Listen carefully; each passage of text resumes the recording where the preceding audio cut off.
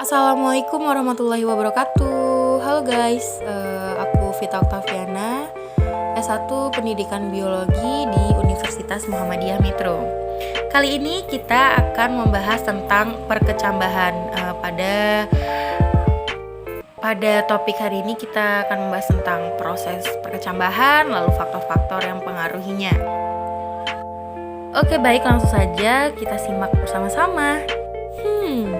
Apa itu perkecambahan? Lalu bagaimana ya prosesnya? Oke, mari kita simak bersama-sama videonya. Perkecambahan adalah peristiwa tumbuhnya embrio di dalam biji menjadi tanaman baru atau peristiwa berakhirnya masa dormansi biji. Biji akan berkecambah jika berada dalam lingkungan yang sesuai.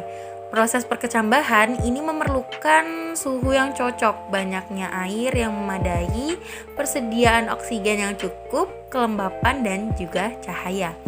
Nah, struktur biji yang berada antara tumbuhan monokotil dan dikotil akan menghasilkan struktur kecambah yang berbeda pula. Pada tumbuhan monokotil, struktur kecambah meliputi radikula, akar primer, plumula, koleoptil, dan daun pertama. Sedangkan pada kecambah tumbuhan dikotil terdiri atas akar primer, hipokotil, kotiledon, epikotil, dan daun pertama. Berdasarkan letak kotiledonnya, perkecambahan dapat dibedakan menjadi dua tipe, yaitu epigeal dan hipogeal. Perkecambahan epigeal, kotiledon terdapat di permukaan tanah karena terdorong oleh pertumbuhan hipokotil yang memanjang ke atas. Perkecambahan hipogeal, kotiledonnya tetap berada di bawah tanah, sedangkan plumula keluar dari permukaan tanah. Nah, ini disebabkan pertumbuhan epikotil yang memanjang ke arah atas. Fisiologi perkecambahan untuk memulai kehidupannya, biji harus berkecambah menjadi tanaman baru. Perkecambahan biji dimulai dengan imbibisi dan diakhiri ketika radikula memanjang atau muncul melewati kulit. Mekanisme atau proses perkecambahan biji, yaitu perkecambahan diawali dengan masuknya air ke dalam biji melalui proses imbibisi. Setelah biji menyerap air, ukuran biji akan mengembang dan membesar menyebabkan kulit biji kadang menjadi pecah. Nah, air yang masuk akan memacu embrio dalam biji melepaskan hormon gibrelin pada embrio sekresi hormon. Hormon ini mendorong pelepasan enzim amilase di lapisan euleron, sekresi enzim, yang berfungsi menghidrolisis makanan cadangan, mengubah pati menjadi gula, sehingga terbentuk energi. Energi ini disalurkan pada embrio dalam biji untuk pertumbuhan embrio atau asimilasi atau pembentukan energi. Pada akhir perkecambahan akan terbentuk akar, batang, dan daun. Struktur yang pertama muncul pada perkecambahan adalah radikula, calon akar primer. Pada bagian ujung akan tumbuh epikotil atau calon batang. Setelah biji tumbuh, akan nampak keping biji yang nantinya digolongkan menjadi dikotil dan monokotil seperti tadi yang sudah dijelaskan di awal. Perkecambahan biji dapat dibagi menjadi 4 tahap, yaitu hidrasi atau imbibisi. Selama kedua periode tersebut, air masuk ke dalam embrio dan basahi protein dan koloid lain. Pembentukan atau pengaktifan enzim yang menyebabkan peningkatan aktivitas metabolik. Kemudian yang selanjutnya pemanjangan sel radikula diikuti munculnya radikula dari kulit biji. Kemudian yang terakhir pertumbuhan kecambah.